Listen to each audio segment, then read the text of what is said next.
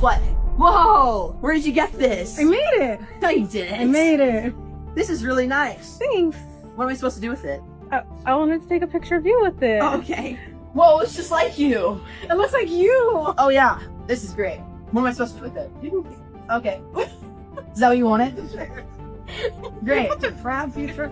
Hey. You look at my face all the time. I know you stare at me. Because we're best friends, but we're not going to be anything more than that, so don't get any ideas. A grown man at his job in a costume having to gently tell a woman not to get any ideas. That's a Disney performer playing Peter Pan, and the woman he's saying it to has been showing up to see him once a week for 10 years. Her name online is Tony, and right now the whole internet is arguing about her because what started as a cute Disney video turned into something a lot of people find genuinely disturbing. So let's actually get into it, because the deeper you go, the worse it gets. We're gonna see if we can finally find Peter Pan and give him his dinosaur today. I think today's the day. Whoa! Look at this! It all blew up over one video, 5 minutes long, which is already strange, of Tony walking around the park with Peter Pan handing him a little crocheted dog she made by hand. What? Whoa! Where did you get this? I made it. No, you didn't. I made it. This is really nice. Thanks. What am I supposed to do with it? I wanted to take a picture of you with it. Okay. Oh yeah. This is great. What am I supposed to do with it? Okay. Is that what you wanted? Great. Such a proud future. And at first, honestly, it seems sweet. A fan made a gift. But watch how long it goes on. She keeps giving him the duck, he keeps trying to give it back, and it just loops. He asks what he's supposed to do with it. She wants a photo of him holding it. It goes round and round for 5 full minutes, and that's the edited version. People who timed it out figured the real interaction was more like 20 or 30 minutes. And the comments caught something that, once you see it, you can't ignore. This man does not want to be there. You can see it in his face. He's pressed against the wall, looking around, waiting for her to leave. And she just does not get the hint.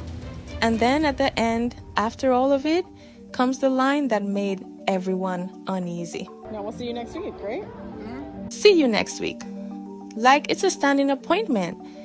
That single video hit millions of likes and tens of thousands of comments, and it sent people digging. That's when it stopped being one awkward clip and started being a pattern. Because once people looked at her account, they realized this wasn't new. Tony has been doing this for a decade. Her whole page is Disney, princesses, Marvel, cosplay, all of it. But one character gets the real devotion. She posted a side-by-side of herself with Peter Pan labeled 2016 and 2026. Same park, same pose, 10 years apart. And on her own Instagram, she describes her own milestone as something like 10 plus years and counting, visiting Neverland once a week. Think about that. Once a week for 10 years. Most people go to Disneyland once in their life, maybe once a year if they're lucky. She's been buying tickets every single week for a decade, which adds up to thousands and thousands of dollars, all to see one character. And it's not just showing up. She makes plans with them. In one clip, she gets a performer to promise to have a specific handmade gift ready for her next visit. I didn't know you were going to feature. Like I want, how about a dinosaur? Make next it Tuesday? Yeah. A green dinosaur? Like a dino chicken nugget? Yeah. I can do that. You will do it? Next Tuesday. High five. Oh, yeah. Pinky promise. Next Tuesday. You promised. Promise. Okay, good. Green chicken nugget dinosaur. Yes. I'll make it for you. Bye. She's booking future visits with him, Pinky promising a next Tuesday, turning a stranger's job into a standing date on her calendar. And that's the question everyone keeps asking, because this isn't a hobby anymore. When you build 10 years of your actual adult life around visiting a theme park character every week, that's not a fan, that's a fixation.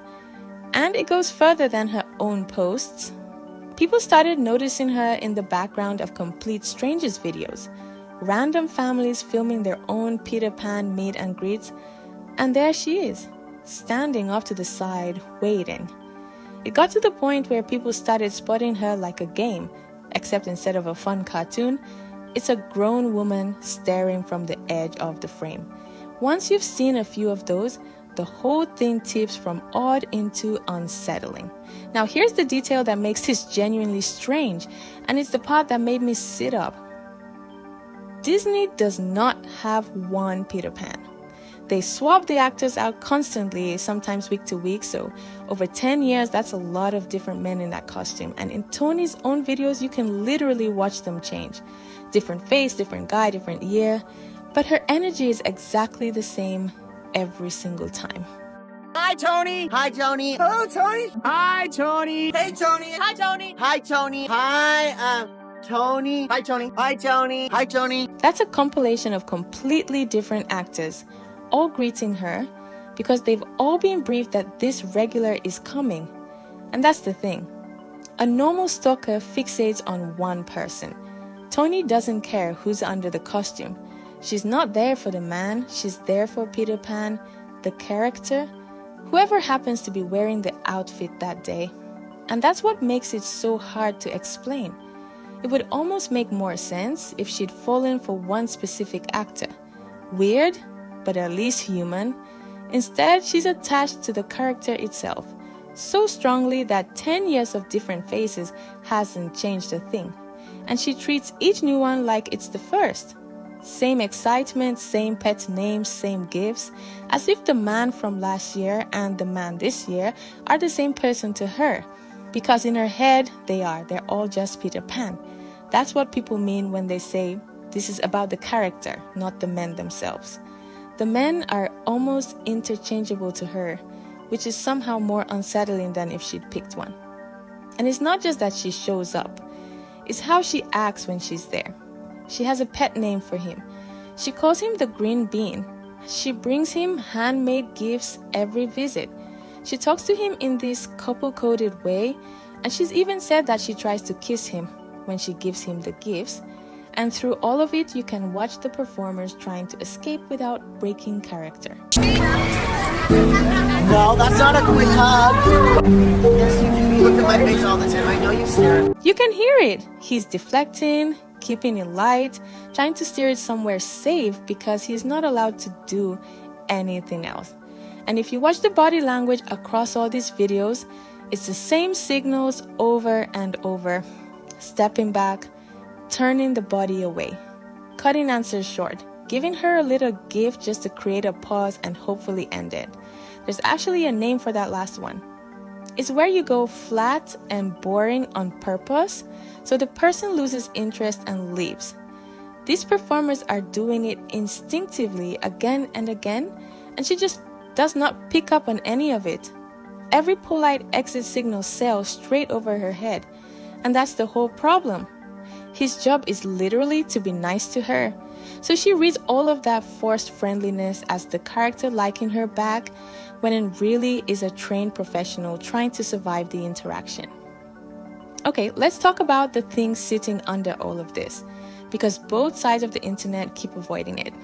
Peter Pan is a child. That's the entire point of the character. He's the boy who never grows up. In the story, he's around 13, a kid forever. It's literally in the name.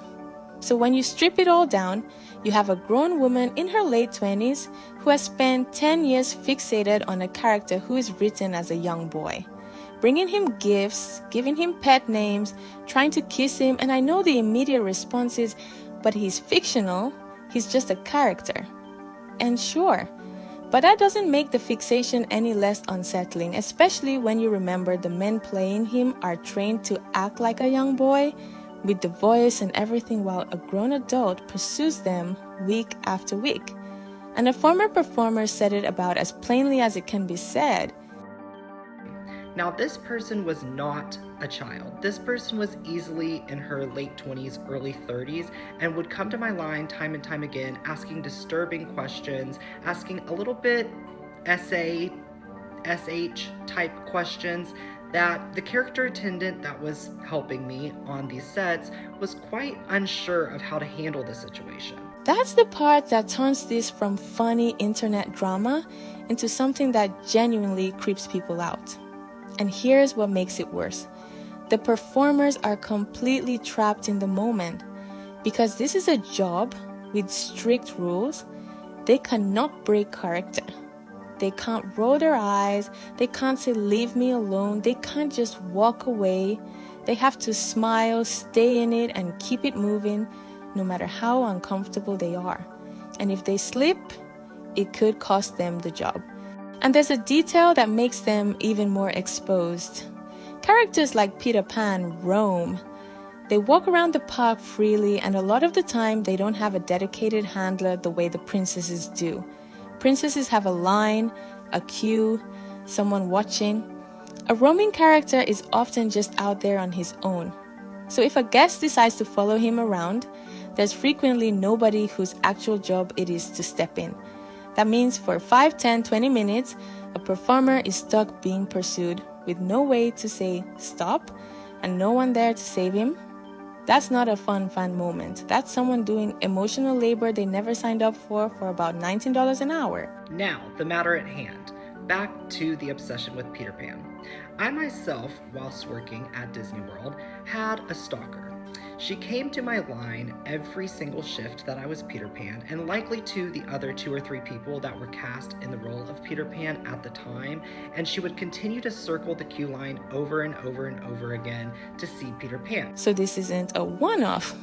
Joshua describes a woman, not a child, easily in her late 20s or early 30s, who circled his line every single shift, asking disturbing questions that the attendant helping him didn't know how to handle.